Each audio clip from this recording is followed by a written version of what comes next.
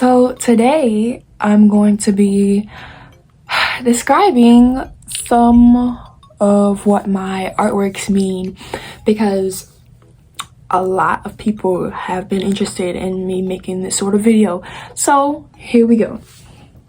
My favorite one and my most recent one, and one I'd like to just start off with, is this piece right here. So I named this piece Familial Ties, and this piece, as I like to describe it whenever I'm showing it to somebody, it's a portrait of me and my dad. Yeah, take that for what you will. I'd like to just have a little glimpse into it with making this piece, I suppose. I don't know, I thought it'd be fun, you know, I thought it'd be cute. I made the sketch of this piece when I was in a very dark place when regarding thinking about, you know, me and my father's relationship. So I guess that says a lot about this piece. The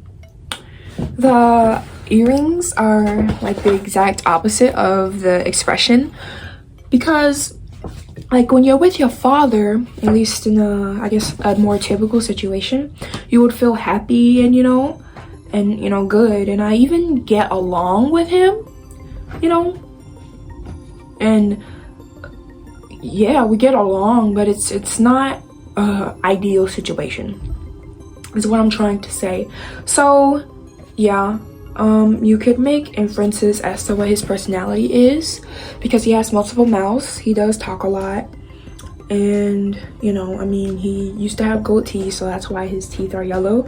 So you know ooh, so you know, I mean, this is this piece. It's very powerful, as a lot of people call it. I mean, I think it's powerful too, because even looking at it myself, like, I am at a loss for words of how to really describe it without, you know, sharing too much or sharing too little. So you know what, I mean, I did that thing, I put my foot in this one. So here is the next piece. This one, it was a piece that I made right when I got out of a messy fallout with my old best friends, you could say. If you look closely at the subject, you notice a lot of things going on. I'd like to start off with the dog-like features right here. I'm very loyal. I was also born in the year of the dog, but I'm a very loyal person, and when I was thinking about, oh, how do I want to represent feelings and emotions with this piece, I was like, okay, how can I make this subject most related to me without actually putting my face on it? So yeah, this subject represents me in the falling out of my, you know, old best friends. In the situation that occurred, I had no friends after it. Like, they were the only people that I had really in my life at the time. I was in 9th grade, first year of high school. It was, you know, we were going through COVID. It was, you know, 2020, and all the classrooms were like almost empty. You know, I didn't have any friends. Making friends was hard. I was still trying to find myself. So it was a very, very hard situation. Now, to explain the piece more, you know, it's a dog-like subject to represent my loyalness. This eye amalgamation is to represent knowledge and awareness. Whenever I put a lot of eyes, it is to represent like knowledge and realization and, you know, epiphanies, like knowledge, like an awareness. And the teeth and the claws is to represent like how they made me feel like a monster, really.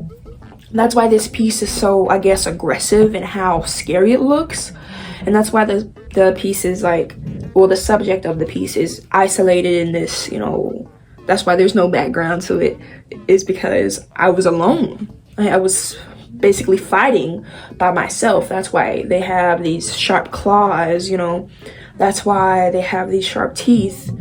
And I'm bleeding because I am suffering. You know, it was a very emotional and tough time for me to realize that I didn't have friends. So an easiest way to put it. And finally, the piece is malnourished because I was being deprived of the friendship that I deserve. You know, they did not treat me well at all, and there was a lot of red flags that I should have just cut the relationship off with these people. But you know, you live and you learn, and I definitely will not be doing any of that again. So yeah, there's that piece.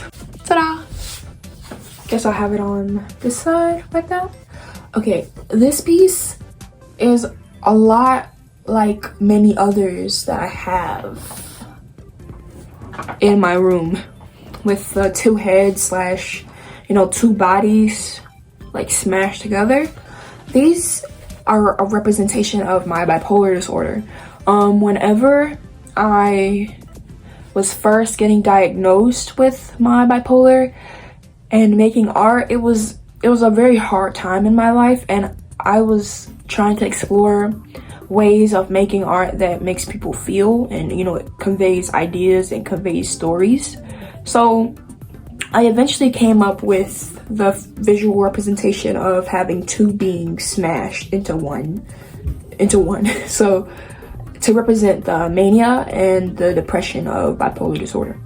Now this would represent the depression, the depression, LOL, the depression, and this would represent the mania. One day I had a really bad breakdown.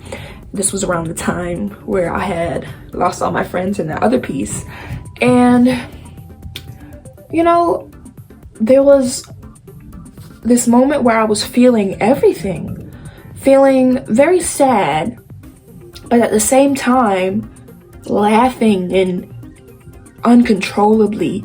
And I was like, it was like part of me separated into three, and two halves of me were laughing and, you know, making fun at the part of me that was, you know, wailing inside. So for me, this piece represents like the true you, I suppose. Not the true you. Well, there's certainly a big part of you that is suffering, that is beaten, that is bruised, that is openly tired of what you're going through. And then there's also a part of you that does not care, that is laughing, that is, you know, manic, you know? So yeah, and I really was experimenting with putting detail and, you know, making the expressions as mangled as possible, because I am just a huge fan of mangled expressions. So yeah, I mean, yeah, I like this piece a lot. It's very gnarly, and I just think it's good. I just think it's cool. Oh, and if you notice, this subject over here is crying as well, as in they know that it's suffering, you know, this part is suffering, but, and they're suffering as well, but they don't even give a shit. They're just laughing along with it. Laughing to laugh. Laughing because that's the only thing they know how to do. This one's crying because that's the only thing they know how to do. So yeah, this piece was when, you know, I was going through the bipolar thing where I was drawing these subjects every day. There is a darker skinned subject and a lighter skinned subject here. I was really thinking about feminism and femininity in general, and how there is such a big divide in, like, for the sake of this subject anyway, like black femininity and white femininity, especially in feminism. Like, yeah, I was just focused on that subject there. When you're drawing it, you don't necessarily even really realize it, but when you think about what it could represent, and, you know, what things passed your mind when you were creating, you know, it really does pop out to you that there is something going on. Subjects' noses are both bleeding to represent them both suffering and have been through a lot, but as you can notice, their expressions are very different. This one is almost in disgust and in pain, and this one is kind of like smiling at the other one, and there's not pain on this one's face, obviously. So that would kind of represent the divide in feminism, like, and femininity between white and black people. So I like to include, you know, this one as a last, like, you know, I don't know. It's my wedding day. It's my wedding day. I decided to draw my wedding day because I have a huge complex when it comes to like relationships, especially since I am a teenager and I am in high school, and I just went to homecoming and I had the worst time of my life. So I always kind of had a complex about getting with people and stuff like that. But it really feels like I will never be happy with somebody, and the only person or the only people that I'll be like destined to be with forever are my medicine. So that's what I represented here. And you know, I really hope this is not true, and it's, as I'm saying it now, it does sound really unrealistic, but I'd still like to document this feeling because it's a very valid one.